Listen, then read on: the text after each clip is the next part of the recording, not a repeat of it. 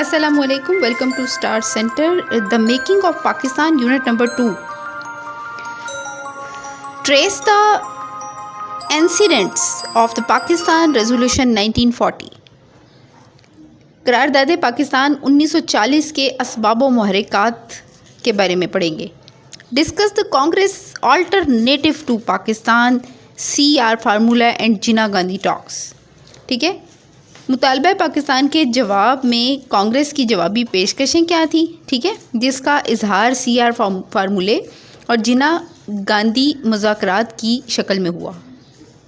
Number 3 पे है state the key features of the first Shimla conference 1945. 1945 के शिमला कॉन्फ्रेंस के बुनियादी निकात को बयान करेंगे इस चैप्टर में. ठीक है, यूनिट नंबर 2 है हमारे पास, 9th क्लास, पेज नंबर 14 है. यूनिट नंबर 1 हम ख़त्म कर चुके हैं, तो अब हम इसके की पॉइंट्स पढ़ रहे हैं जो आपके ग्रीन कलर के बॉक्स में बने हुए हैं. Describe the impact of the 1945-46 general elections on the creation of Pakistan. Pakistan बनने में 1945-46 के जनरल इलेक्शंस के बारे में हम पढ़ेंगे कि वो क्यों हुए थे और उसकी क्या रीजंस थी. Compare and contrast the Cripps offer and cabinet mission plan. Compare करेंगे और कंट्रास्ट करेंगे क्रिप्स मिशन और कैबिनेट मिशन के क्रिप्स की ऑफ़र और कैबिनेट मिशन प्लान के बारे में पढ़ेंगे. Discuss the Muslim League legislator convention in the light of Lahore resolution and the Madras amendments. मुस्लिम नुमाइंदों की कन्वेंशन पर करारदादे लाहौर और मदारिस से तरामीम की रोशनी में बहस करेंगे. ठीक है, इस चैप्टर को पढ़ने के बाद यानी हमें इन चीज़ों का पता लगेगा. Discuss the role of interim government in advancing the Pakistan cause. ठीक है, तख्लीक़ पाकिस्तान में अबूरी हुकूमत के किरदार को ज़ेर बहस लाएंगे. अबूरी हुकूमत कहते हैं इंटरिम गवर्नमेंट को.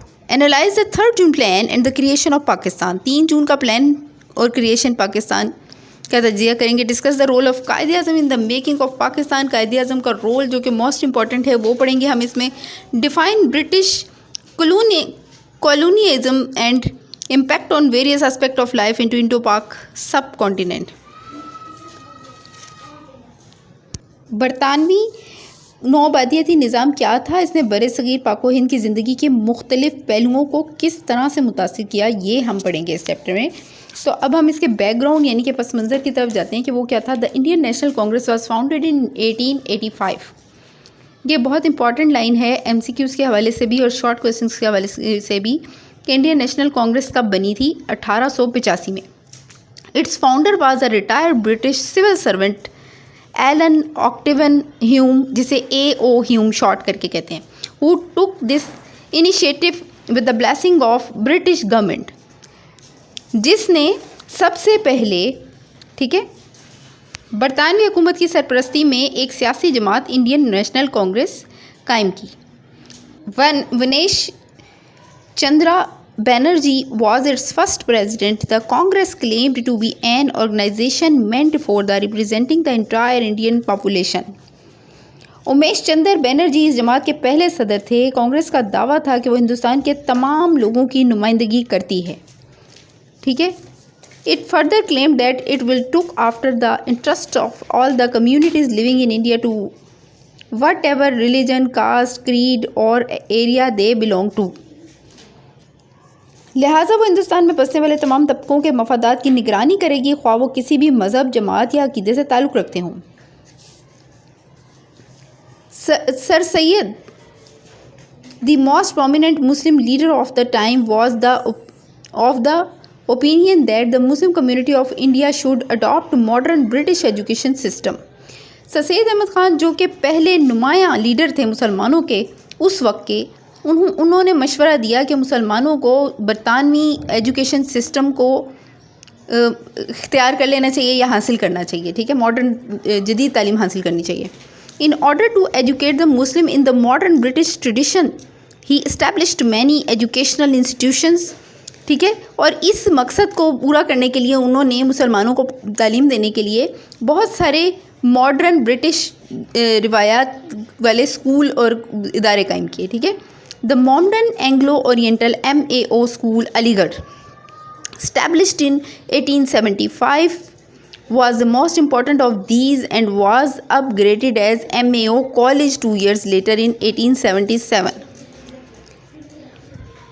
जिनमें सबसे अहम modern Anglo oriental school Aligarh था, जो 1875 में कायम किया गया और 1877 में कॉलेज के दर्जे तक तरक्की कर गया। Modern education conference was instituted इन 1886। 1886 में उन्होंने मॉडर्न एजुकेशनल कॉन्फ्रेंस की बुनियाद रखी। Sir Syed also published a magazine Tahzeeb-ul-Akhlaq and for many years this served as his organ of social reform। Sir Syed Ahmad Khan ने तहजीबुल इखलाक के नाम से एक रिसाला भी जारी किया। Inspired by Sir Sayyid's initiative for the uplift of the educational standard of the Indian Muslims, other institutions were established in different parts of India। Sir Syed की तालीमी तहरीक से मुतासिर होकर मुसलमानों ने हिंदुस्तान के दूसरे हिस्सों में भी जदीद तालीम के इदारे कायम करने शुरू कर दिए थे। Islamia college Lahore, Sindh Madrasatul Islam Karachi and Islamia college Peshawar are the most well known. इनमें ज़्यादा काबिल ज़िक्र इदारे इस्लामिया कॉलेज लाहौर, सिंध मदरसातुल इस्लाम कराची और इस्लामिया कॉलेज पेशावर हैं। Sir Syed was a staunch advocate of Hindu Muslim collaboration which he believed was a prerequisite of the progress of India। Sir Syed Ahmad Khan हिंदू मुस्लिम इत्तेहाद को ज़रूरी समझते थे, लेकिन उन्होंने कांग्रेस के नज़रियात और एहतजाजी सियासत पर सख्ती से तनकीद की। But he didn't agree with the Congress philosophy of single Indian nationhood and disagree with its politics of agitation. लेकिन उन्होंने कांग्रेस के नज़रियात और एहतजाजी सियासत पर सख्ती से तनकीद की। He clearly said that the Congress represented only the Hindu community and was by no means a representative of entire Indian population। उन्होंने साफ तौर पर कह दिया कि कांग्रेस सिर्फ हिंदुओं की नुमाइंदगी करती है, लिहाजा मुसलमानों को कांग्रेस से अलग रहना चाहिए। तो यहाँ पे हमारा ये पेज ख़त्म हो गया। पेज नंबर 15 पे हम आ गए हैं। He wanted the Muslim to acquire excellence in the field of modern education and to address the government directly for the safeguard of their rights। वो चाहते थे कि मुसलमान जदीद तालीम हासिल करें, अपने हकूक़ के लिए बराह रास्त हुकूमत से बात करें और नए निज़ाम में अहलियत की बुनियाद पर अपना मुकाम बनाएं। He believed that the Muslims should secure a place for themselves in the newly emerging system on the basis of merit and capability। वो चाहते थे, उनका यकीन था कि मुसलमानों को अपने लिए जगह बनानी होगी इस नए निज़ाम में काबिलियत की बुनियाद पर और मेरिट की बुनियाद पर, ठीक है। द टाइम प्रूव, वक्त ने साबित किया, the truth and wisdom of sir Syed foresight. वक्त ने साबित किया कि सर सैयद अहमद ख़ान का नुक्ता नज़र दुरुस्त था। The partition of Bengal was a great turning point in the history of Muslim India. Bengal की पार्टीशन मुस्लिम इंडिया की हिस्ट्री में एक बहुत बड़ा टर्निंग पॉइंट था। It gave a support to the Muslim awakening movement. इसने हिंदुस्तान के मुसलमानों में दो कौमी नज़रिए के हवाले से सियासी बेदारी के अमल को तेज़ किया। Bengal was a vast British Indian province and it was very difficult for a single governor to manage the remote parts of the province from the capital Calcutta. Bengal आबादी के लिहाज से बहुत बड़ा सूबा था और इसकी जोग्राफियाई सूरत हाल ऐसी थी कि बाज़ इलाकों में पहुंचने के लिए हफ्तों का सफ़र दरकार होता था और एक गवर्नर के लिए बतरीके एहसन इसके निज़ाम को संभालना आसान काम नहीं था, ठीक है। Keeping in view the administrative difficulties, the viceroy Lord Curzon decided to partition the province into two parts। इन परेशानियों को देखते हुए, इन मसाइल को देखते हुए लॉर्ड कर्जन ने इसे दो हिस्सों में तकसीम कर दिया। In 1905 the eastern part of the province was demarcated into a new province, namely the province of East Bengal and the Assam with its headquarters at Dhaka. 1905 में वायसराय ने ईस्टर्न पार्ट जो थे ना प्रोविंस के, उन्हें नए province में जिसका के नाम ईस्टर्न बंगाल और असम रखा गया और इसके हेडक्वार्टर ढाका में थे, में तब्दील कर दिया. The partition was made on purely administrative grounds but it's consequences proved greatly beneficial for the Muslims. ये पार्टीशन जो थी ये खालिसतन एडमिनिस्ट्रेशन यानी कि इंतज़ामिया की तरफ से थी, लेकिन बाद के वाक़यात ने साबित किया कि ये मुसलमानों के लिए बेहतर साबित हुई. नए तकसीम शुदा सूबे बंगाल में मुसलमानों की तादाद ज़्यादा थी या मुसलमानों की आबादी ज़्यादा थी और हिंदू जो थे, Hindus were outraged over the partition and they demanded the annulment of the partition. Hindu जो थे वो इसके ख़िलाफ़ भड़क उठे, उन्हें ये पार्टीशन पसंद नहीं आई और उन्होंने इसके ख़िलाफ़ पार्टीशन के ख़िलाफ़ तहरीक चला दी. With the passage of time the Hindu movement got more violent and anti partition. Hindu extremist started terrorist activities to get the partition annulled. वक्त के गुजरने के साथ साथ हिंदुओं की ये तहरीक ज़ोर पकड़ती चली गई और आखिरकार हिंदू इंतहा पसंद जो हैं वो इस पार्टीशन के ख़िलाफ़ हुकूमत को कायल करने में कामयाब हो गए, यानी कि हुकूमत पे उनका बहुत ज़्यादा प्रेशर था. The government was cowed and annulled the partition in 1911. हुकूमत ने हिंदुओं के दबाव में आकर 1911 में इस तकसीम को ख़त्म कर दिया.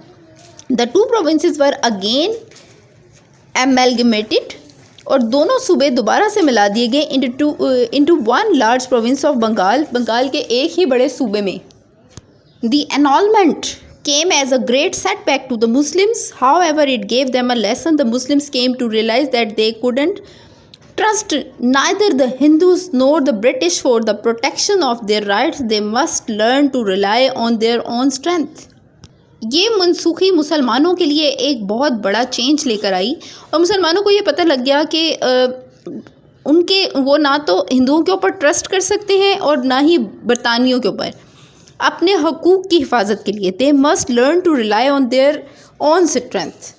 उन्हें सिर्फ और सिर्फ अपनी ताकत पर ही भरोसा करना होगा. The Congress claim to be a national party but on the question of partition it behaved like a sectarian Hindu organisation. Congress जो कि क्लेम करती थी अपने आप को एक नेशनल पार्टी यानी कि कौमी पार्टी जिसमें कि मुसलमान, हिंदू और दूसरी तमाम कौमों के हकूक़ शामिल थे, उनकी हिफाजत करने वाली जमात क्लेम करती थी अपने आप को. But on the question of partition, लेकिन पार्टीशन के मसले पर आकर it behave like a sectarian Hindu organisation. इसने बिहेव किया एक सिर्फ और सिर्फ हिंदुओं की जमात होने के का दावा. Shortly after the partition of Bengal a deputation consisting of 35 eminent Muslim leaders had a meeting with Viceroy Lord Minto at Shimla on October 1st, 1906. 1906 में 1 अक्टूबर को शिमला के मुकाम पर लॉर्ड मिंटो, वाइसरॉय जो था उस वक्त का, लॉर्ड मिंटो के साथ मुसलमानों के एक डेलीगेशन ने या एक पूरी जमात ने जो कि उनके लीडर्स पर मुश्तमिल थी मुलाकात की, जिसमें कि 35 अफराद थे. ठीक है, बंगाल की पार्टीशन के बाद. The deputation briefed the viceroy about the demands of the Muslim community of India. इस वफद ने ब्रीफ किया वाइसरॉय को कि मुसलमान जो इंडिया के मुसलमान हैं उनकी डिमांड्स क्या थी. The viceroy attitude was very encouraging. Viceroy का रवैया हौसला अफजा था. ही sympathized with the Muslim demands and promised to take them up with the British government. उसने हमदर्दी की मुसलमानों की मुतालबात और उनसे वादा किया कि वो उनके लिए ब्रिटिश गवर्नमेंट की तरफ से कुछ ना कुछ इक़दामात करेगा. Most of the Muslim demands including the demand for joint electorate were generated in the government of India act 1909. उन्होंने वादा किया कि वो इन मुतालबात को बरतानवी हुकूमत के सामने पेश करेंगे। 1909 में जब आइनी इस्लाहात का नया मुसविदा बरतानवी पार्लियामेंट ने मंजूर किया तो इसमें मुसलमानों के अक्सर मुतालबात मान लिए गए। Also known as the Minto Morley reforms, this mark the political beginning of the two nation theory. इसी को मिंटो मार्ले इस्लाहात का नाम दिया गया और ये दो कौमी नज़रिए की सियासी इब्तिदा थी। तो अब लास्ट पैराग्राफ आ गया हमारे पास, पेज नंबर 15 है। Pakistan studies 9th class, chapter 2, the making of Pakistan. The all Muslim India Muslim league was founded in Dhaka on December 13, 1906 with the prime objectives of safeguarding and protecting the interests of the Indian Muslims and to convey their demands to the British government in a peaceful manner and through constitutional means. All India Muslim league Dhaka में अमल में आया। इसका क़याम 1906 में 30 दिसंबर तारीख थी। आपने इसको note कर लेना है, ये बहुत इंपॉर्टेंट पॉइंट है। विद द प्राइम ऑब्जेक्टिव्स, जिसके मकासद थे, बुनियादी मकासद में मुसलमानों के हकूक़ और मफादात की हिफाजत करना और मुसलमानों की डिमांड्स जो थीं या मुतालबात उनके जो थे उनको ब्रिटिश गवर्नमेंट के सामने एक पीसफुल मैनर में पेश करना इनका मकसद था। यानी कि मुस्लिम लीग को बनाने का जो मकसद था, ऑब्जेक्टिव जो था, वो ये था। ये इसमें आप क्वेश्चन ये भी कर सकते हैं, what is the objective of Muslim League. The second objective of the Muslim League was to foster feelings of goodwill and understanding between the Muslim and other Indian communities. इस तंजीम का दूसरा मकसद ये था कि मुसलमानों और हिंदुस्तान की दूसरी कौमों के दरमियान मफाहमत और दोस्ती के जज्बात पैदा किए जाएँ। The founder of the Muslim League believed that the party should not indulge leadership, started feeling that the government was not trustworthy and the changed circumstances demanded that the Muslim League should join hands with the Congress to get rid of the foreign rule. Muslim league के बानियों का ख्याल था कि उनकी जमात को कांग्रेस की एहतजाजी सियासत का सहारा नहीं लेना चाहिए, लेकिन आइंदा आने वाले चंद सालों में पे दर पे ऐसे वाक़यात पेश आए जिसके बायस मुसलमान रहनुमाओं ने यह महसूस करना शुरू किया कि हुकूमत पर इन्हसार करने के बजाय मुस्लिम लीग को कांग्रेस के साथ मिलकर गैर मुल्की हुकूमत से आज़ादी हासिल करने की जद्दोजहद करनी होगी। और इसके जो following events led to this change of mind. ठीक है, the partition of Bengal was annulled in 1911। Bengal की जो मनसूख कर दी गई थी वो 1911 में मनसूख किया गई थी इसकी partition. Although the government had declared it as a settled manner, ताहम गवर्नमेंट इसको एक तयशुदा मामला कह चुकी थी। पेज नंबर 16 है अब मेरे पास। On August 3, 1913 many Muslims were killed at Kanpur. These Muslims were staging an agitation to express their grief over the demolition of a part of a mosque. Muslim demands were totally ignored. 1913 में कानपुर के मुकाम पर municipal इंतज़ामिया ने एक सड़क को चौड़ा करने के लिए मस्जिद के कुछ हिस्से मस्मार कर दिए, यानी कि उनको मुतासिर कर दिया, तोड़ दिया। जब मुसलमानों ने इस पर एहतजाज किया तो मुतअद्दिद मुसलमानों को शहीद कर दिया गया और मुसलमानों के एहतजाज को बिल्कुल भी अहमियत नहीं दी गई। The Khilafat of Turkey was greatly venerated by the Indian Muslim as the center of the global Muslim fraternity and the leader of the Muslim Ummah. तुर्की की खिलाफत को हिंदुस्तानी मुसलमानों ने आलमी मुस्लिम भाईचारे के मरकज़ और उम्मत मुस्लिमा के रहनुमा के तौर पर बहुत ज़्यादा इज्जत दी थी। In the World War I, तुर्की sided with Germany and opposed the Britain. World War 1 में यानी कि पहली जंग अजीम में तुर्की जो है वो जर्मनी के साथ था और उसने बरतानिया की मुखालिफत की थी। The Indian Muslims were grieved over the anti Khilafat British policy. ठीक है, और इंडिया के जो मुसलमान थे वो एंटी जो खिलाफत यानी कि तुर्की के ख़िलाफ़ जो बरतानवियों की नफ़रत थी ना, या उनकी जो पॉलिसीज़ थी उन पर गमगीन होते थे। Which was likely to end in total disaster of the Turkish empire, जिसका ख़ात्मा तुर्क सल्तनत की मुकम्मल तबाही में होने का इम्कान था। Tripoli was an important part of the Turkish Empire. तराबलस तुर्की खिलाफत का एक बहुत अहम हिस्सा था। इन द ईयर 1911 1911 में Italy occupied Tripoli and Italian troops committed indiscriminate slaughter of the Muslim population। 1911 में इटली ने तराबलस पर कब्ज़ा कर लिया और अतालवी फ़ौजियों ने मुसलमानों की आबादी का अंधाधुंध कत्लेआम किया। कायद-ए-आज़म मोहम्मद अली जिन्ना, who was up till that time a member of the Indian National Congress, was a great advocate of Indian rights of self-determination। Quaid-e-Azam जो कि अभी तक कांग्रेस का हिस्सा थे, वो इंडियन जो मुसलमान थे उनके हक़ इंडियंस के हक़ खुद इरादियत के बहुत बड़े हामी थे। This principle at the time was known age home rule. ये वाला असूल उस वक्त होम रूल के तौर पर जाना जाता था। The Quaid-e-Azam believe that the goal of Indian independence would be achieved within no time if the Congress and the Muslim League join hands to struggle for it। Quaid-e-Azam का ख्याल था कि मुस्लिम लीग और कांग्रेस मिलकर जद्दोजहद करें तो हिंदुस्तान की आज़ादी का मकसद जल्द ही हासिल हो जाएगा। In the order to bring the two parties closer the Quaid-e-Azam join the Muslim League in 1913। इस सिलसिले में कायद-ए-आज़म ने इन दोनों जमातों को करीब लाने के लिए 1913 में मुस्लिम लीग ज्वाइन कर ली। As a member of India's two most influential political parties, Mohammad Ali Jinnah started to work for his long cherished objective of Hindu Muslim unity and consequently the independence of India. बरे सगीर की दो बड़ी सियासी बाअसर और बड़ी सियासी जमातों के रुकन होने की हैसियत से मोहम्मद अली जिन्ना ने अपनी देरीना मोहब्बत के लिए काम करना शुरू कर दिया।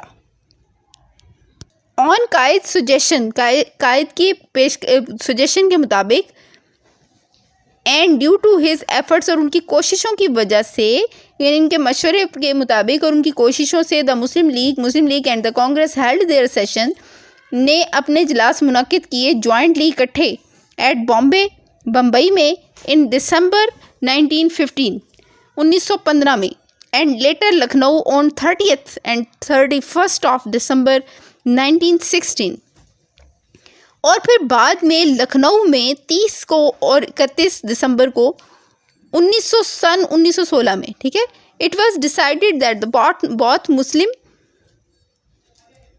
League and the Congress would submit to the government a jointly agreed scheme of the constitutional reforms of India। इस इजलास में ये फैसला किया गया कि मुस्लिम लीग और कांग्रेस दोनों भारत के लिए आईनी इस्लाहात के लिए मुश्तरका तौर पर मुत्तफिका स्कीम हुकूमत को पेश करेंगी। द स्कीम, ये scheme known as the Lucknow pact 1916, 1916 का लखनऊ पैक्ट के नाम से जानी जाती है या 1916 का लखनऊ पैक्ट कहलाती है। ये scheme was based on the principle of self government for India. ये स्कीम हिंदुस्तान के लिए खुद मुख्तार हुकूमत के असूल पर मबनी थी। Under this scheme the Indian National Congress for the first time agreed to accept Muslim demand for separate electorate. It was on this session that Mrs Sarojini Naidu, ये पहली दफ़ा थी इस मौके पर मिसेस सरोजनी नीडू जो हैं, ये an eminent Indian leader gave Jinnah the title of the ambassador of Hindu Muslim unity and he really deserved it. उन्होंने पहली बार कायद-ए-आज़म को एम्बेसडर कहा या सफ़ीर कह लें कि हिंदू मुस्लिम यूनिटी का, और वो ये डिज़र्व भी करते थे। The spirit of the Lucknow Pact, however, didn't last long. The friendly atmosphere created by the pact soon disappeared, and as extremist Hindu element took over the Congress under the extremist separate electorate in particular. ताहम लखनऊ मुआहदे की रूह ज़्यादा देर तक कायम नहीं रही। मुआहदे से पैदा होने वाला दोस्ताना माहौल जल्द ही ख़त्म हो गया और एक इंतहा पसंदाना असर रसूख के तहत कांग्रेस ने लखनऊ मुआहदे से बिल अमूम इनहराफ करना शुरू कर दिया, यानी कि इग्नोर करना शुरू कर दिया और इनकार करना शुरू कर दिया, और ख़ास तौर पर अलहदा राय दही के मुस्लिम मुतालबे से पहलूतही करनी शुरू कर दी। ठीक है। Under the changed circumstances, a committee was formed for the review of the Lucknow Pact and for framing new constitutional proposals. क्या हुआ जी कि फिर इन्हीं बदलते हुए हालात के पेश नज़र कमेटी एक बनाई गई, तश्कील दी गई एक जमात या कमेटी फॉर द रिव्यू, जो रिव्यू करे लखनऊ पैक्ट के ऊपर और फिर नए जो कॉन्स्टिट्यूशनल प्रपोजल्स हैं, पेशकशें हैं कानूनी, वो पेश करें। After its president Pandit Motilal Nehru's name the committee's proposal were named Nehru report. और इस क्योंकि इसके प्रेसिडेंट सदर जो हैं वो पंडित मोतीलाल नेहरू के नाम से थे, तो इसी वजह से इस कमेटी के प्रपोजल्स को नाम दिया गया नेहरू रिपोर्ट का। The report was published in August 1928। ये रिपोर्ट पब्लिश की गई 1928 अगस्त में। Nehru report totally ignored the Muslim demands put forward by the Quaid-e-Azam as Delhi proposals. Nehru report ने टोटली मुकम्मल तौर पर इग्नोर किया मुस्लिम डिमांड्स को जो कि कायदे-ए-आज़म की तरफ से दिल्ली प्रपोजल में पेश की गई थी। The Quaid-e-Azam was greatly disappointed at the Nehru report. Quaid-e-Azam बहुत बुरे तरीके से मायूस हुए नेहरू रिपोर्ट को देखते हुए या उसकी वजह से। ही कॉल्ड अ मीटिंग, उन्होंने एक मीटिंग कॉल की ऑफ ऑल इंडियन मुस्लिम, तमाम इंडिया के मुसलमानों की, मुस्लिम लीग की, एट दिल्ली में 1929 में, and presented a 14 points formula, और 14 नकात का एक फार्मूला पेश किया, which he declared were the minimum demands for the Muslim, जो कि कम से कम मुसलमानों के मुतालबात हो सकते थे। द मुस्लिम लीग फ्रेम्ड जिन्ना's 14 point into a resolution and made it an official document by adopting it as a resolution. Muslim League ने जिन्ना के 14 नकात को करारदाद में ढाला और इसे करारदाद के तौर पर मंजूर करके इसे एक सरकारी दस्तावेज़ बना दिया। पेज नंबर है 16, 9th क्लास की पाकिस्तान स्टडीज़ इंग्लिश मीडियम की चैप्टर नंबर 2 है मेरे पास, द मेकिंग ऑफ पाकिस्तान, और पेज नंबर 16 का लास्ट है मेरे पास।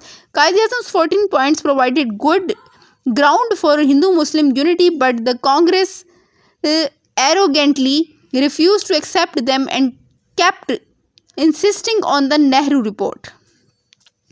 कायदे-ए-आज़म के 14 नकात ने हिंदू मुस्लिम इत्तेहाद के लिए अच्छी बुनियाद फ्राहम की, लेकिन कांग्रेस ने इन्हें तस्लीम करने से इनकार कर दिया और नेहरू रिपोर्ट पर इसरार करते रहे। तो यहाँ पे स्टूडेंट्स पेज नंबर 16 हमारा ख़त्म होता है और आज का लेक्चर भी यहीं पे ख़त्म करेंगे। तो इंशाअल्लाह ताला नेक्स्ट पेज नंबर 17 से हम पढ़ेंगे।